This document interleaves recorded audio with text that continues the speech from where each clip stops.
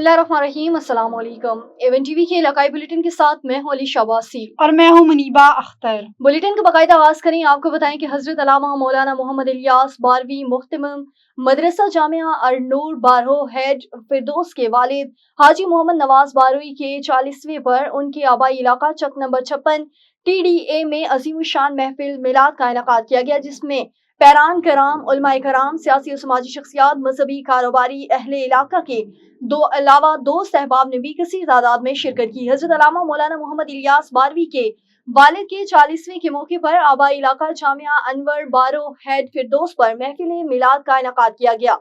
महफिल पाक में पैरान कराम, उलमाए कराम, सियासी और समाजी मजहबी शख्सियात, वकला, सहाफी, ताजिर के अलावा अहले इलाका और दो सहबाब ने भी कसीर तादाद में शिरकत की। पीर मोहम्मद हसन अल हसनी अल बाबरी सजादा नशीन आस्ताना आलिया पीर बारो शरीफ, प्रोफेसर डॉक्टर नजम उल हसन, प्रोफेसर सर अताउल्लाह शाह, मुफ्ती अमजद जमील नक्शबंदी, अलामा मोहम्मद अब्दुल्ला शाह बारवी और साई मोहम्मद परवेज कादरी साहिबजादा फहीमुल हसन के अलावा अहले इलाका ने कसीर तादाद में शिरकत की।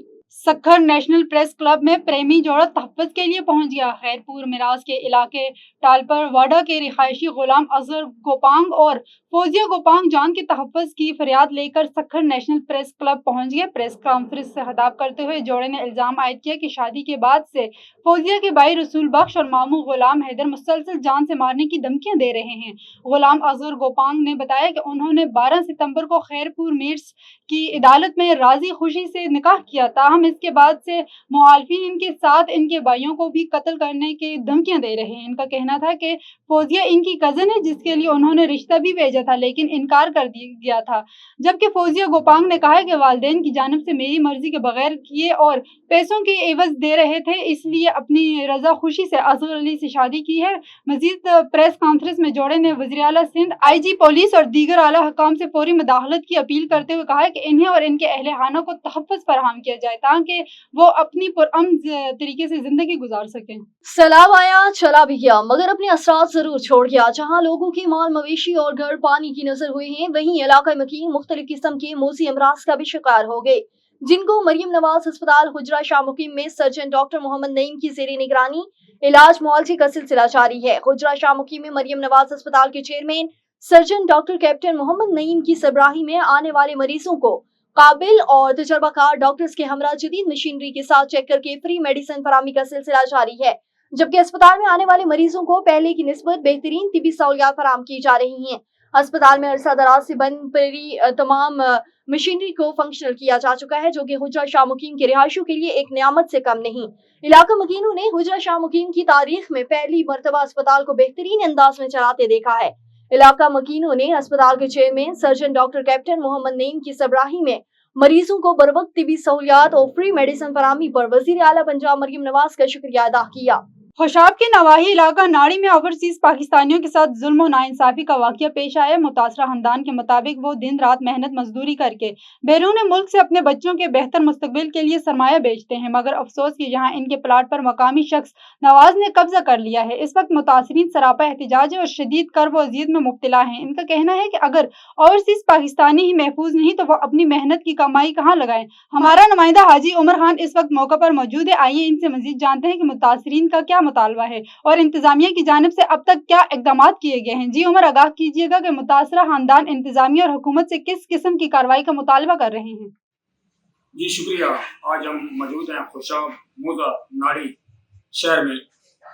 हमारे साथ ओवरसीज पाकिस्तानी नवाज नामी शख्स मौजूद है, जिसके साथ जुल्म की इंतहा कर दी है। 2016 में इसने प्लाट खरीदा और 2025 में ये उधर ही काम कर रहा था, उस पर कब्जा कर लिया गया। हमारे साथ इस वक्त नवाज साहब मौजूद है। मजीद इनसे जानने की कोशिश करते हैं कि इनके साथ ये जुल्म किसने किया। जी सलाम वालेकुम अस्सलाम।